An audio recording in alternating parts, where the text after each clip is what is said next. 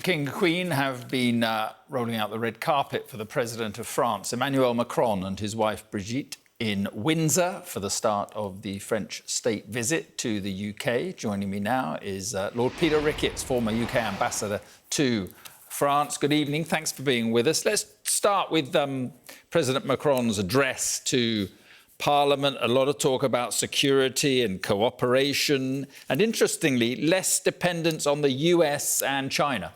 Yes, I mean, it was a very powerful, heartfelt speech, I thought, really speaking to Britain as a country which is European, even if not in the EU, which shares so much with France. In a world where America is pulling back from support for Europe, we've got the threat in Ukraine, China posing all kinds of challenges to us, and it was really a plea to work together even more closely right across the board: defence, security, of course, economic, cultural, in all areas, and he's seeing our destiny together, and it got a very warm reception in Parliament.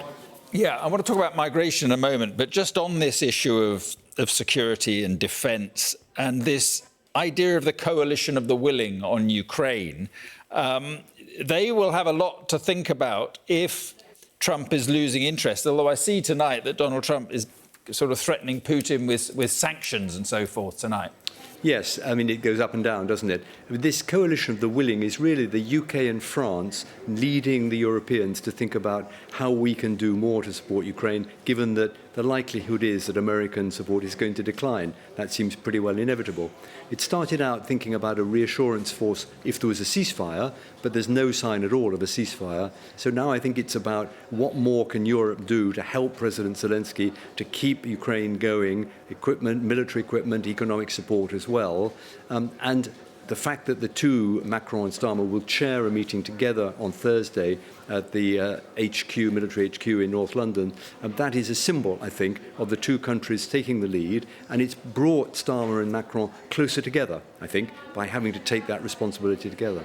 Yeah, I spoke to Zelensky last week when he was in London, and he said that he saw the UK and Starmer as potentially the leader of this coalition of the willing, and I assume that he sees President Macron as key in that as well.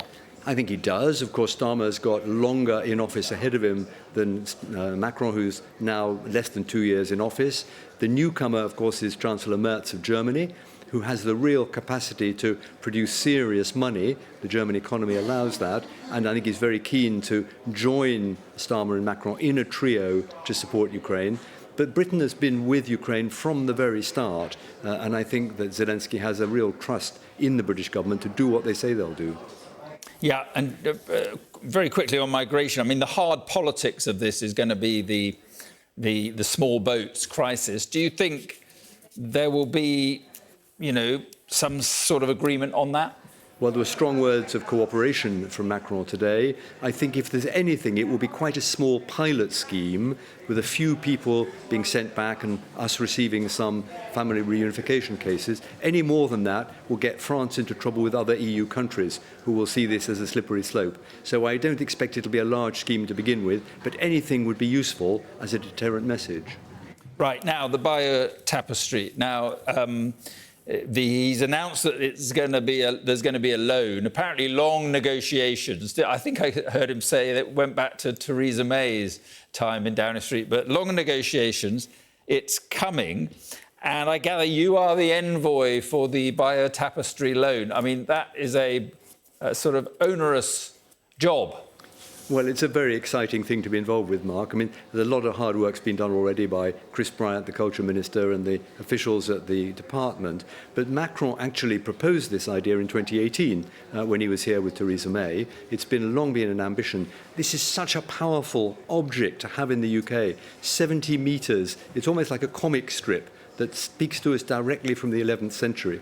I think it'll be an absolute sensation. I'm thinking of the Tutankhamun exhibition in my generation. It will create enormous interest. It's a very powerful symbol of Britain and France together, a very fragile object, and the British Museum will be lending the Sutton Hoo treasures and others to France as well. So it's a real cultural exchange.